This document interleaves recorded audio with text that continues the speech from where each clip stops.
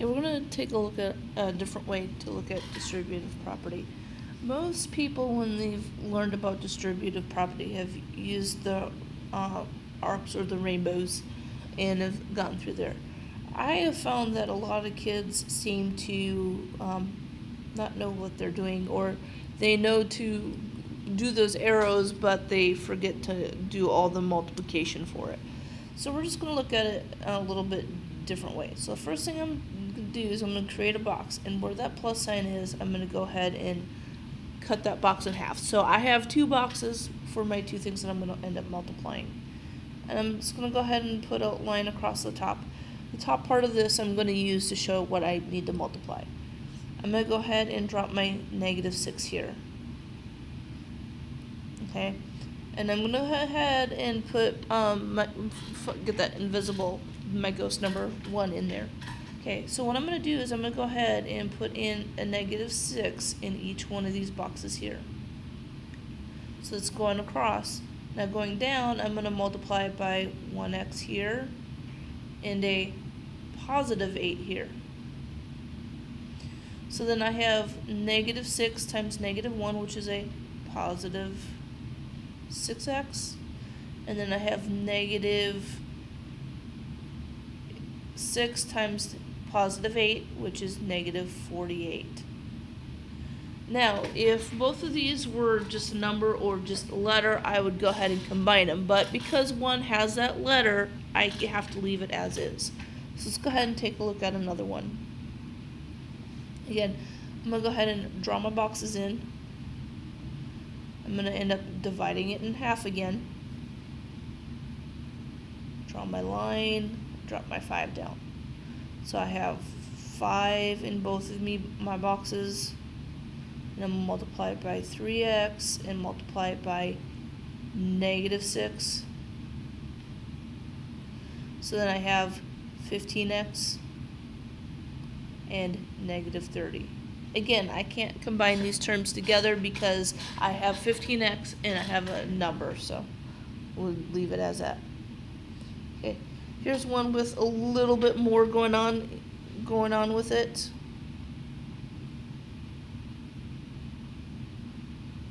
Okay, so I divide my box up into 3 parts this time. Okay, I'm going to put my 7 here. So 7 gets multiplied here, here, and here. I'm going to multiply it by 7x here, multiply it by 10 here, and multiply it by 5c here. So 7 times 7x would be 49x. 7 times 7 is 70, and then 7 times 5 is 35c. And again, I'm not going to combine any of these boxes. I have x's and I have c's and I have numbers, so none of that stuff is the same. Okay, skipping down. Now, this one's a little bit messier in that I have a lot more going on. However, I'm going to distribute this box here. And then I also have another one over here that I will end up distributing. So I'm going to go ahead and put my 1 there. Okay, so -2 is going to go here. Plus 7 is going to go here. So -2 times -5x times -4x. 7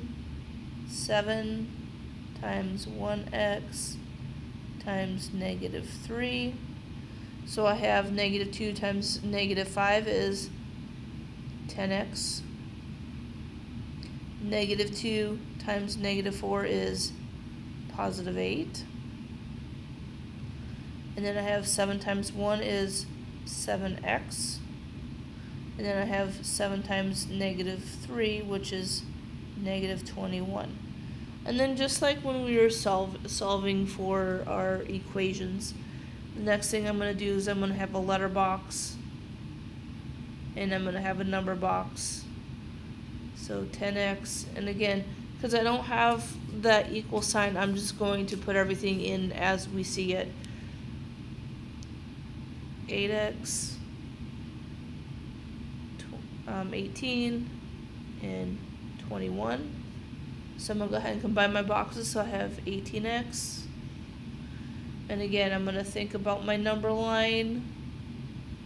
I have negative 21 over here and a positive 8 over here. So I'm going to subtract my two numbers.